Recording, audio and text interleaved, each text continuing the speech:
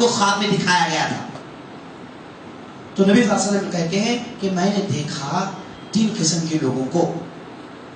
ایک آدمی ہے نعوذ باللہ، اس آدمی کو لٹا دیا گیا ہے اور آنکھوں کے پاس سے چمڑی کو پھاڑا جا رہا ہے، پھاڑا جا رہا ہے یہاں تک کہ سر کے گدی تک پھاڑ دیا گیا.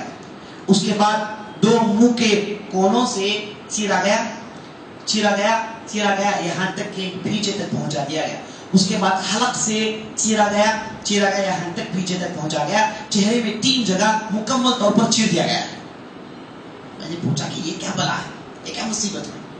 نبی صلی اللہ علیہ وسلم سے کہا گیا یہ وہ آدمی ہے جس کا کام یہ تھا کہ کوئی بنڈل بات کہے، جھوٹ کہے اور لوگوں میں سے پھیلائے.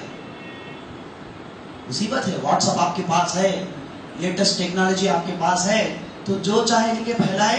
بعض لوگوں کا مشغلہ یہ ہوتا ہے، یہ جھوٹ بول کے ایک گروپ میں ٹرانسفر کرتے ہیں اور بیٹھ کے ہنستے رہتے ہیں یہاں تک کہ دوسرے گروپ سے انہیں میسج آتا ہے کہ یہ ہو گیا، صاحب نہیں کھڑا تھا، اور انہیں آ کر پہنچتا ہے تو اس میں مزہ لیتے ہیں. ایسے بہت سارے لوگ ہیں، ان کے پاس جھوٹ کہنا، اسے پھیلانا انہیں مزہ آتا ہے، اور خاموخواہ لوگوں کے پاس مجلس میں بیٹھتے ہیں اور جھوٹ بکتے ہیں، چغل خوری کرتے ہیں. فلاں کے اچھا آدمی ہے، اس تعلق سے خوب غیبت کرتے ہیں. ابھی غیبت کرنے والوں کے لیے کیا مصیبت ہے آپ سنیں گے.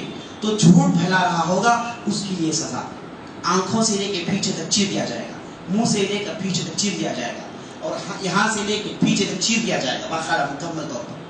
موت نہیں آئے گی. مصیبت یہی ہے کہ آدمی کو جہنم میں موت نہیں آئے گی. لا يموت فيها ولا يحيا. یہ تکالیف جھیلتے رہے گا اور اس کے باوجود موت نہیں آئے گی. اگر دنیا میں کسی کو چیرا جائے تو فوراً مر جائے گا، لیکن جہنمی نہیں مرے گا. اور جہنم کے تعلق سے آپ نے سنا کہ جہنم میں جانے کے بعد جہنمی کی چمڑیاں موٹی ہو جاتی ہیں. کلما نضجت جلودهم بدلنا جلودا غیرها لیذوقوا العذاب. جب بھی چمڑیاں جھلسا کر اسے ادھیڑ دیا جاتا ہے، ہم نئی چمڑیاں چڑھاتے رہتے ہیں تاکہ عذاب جھیلے. تو میرے دوستو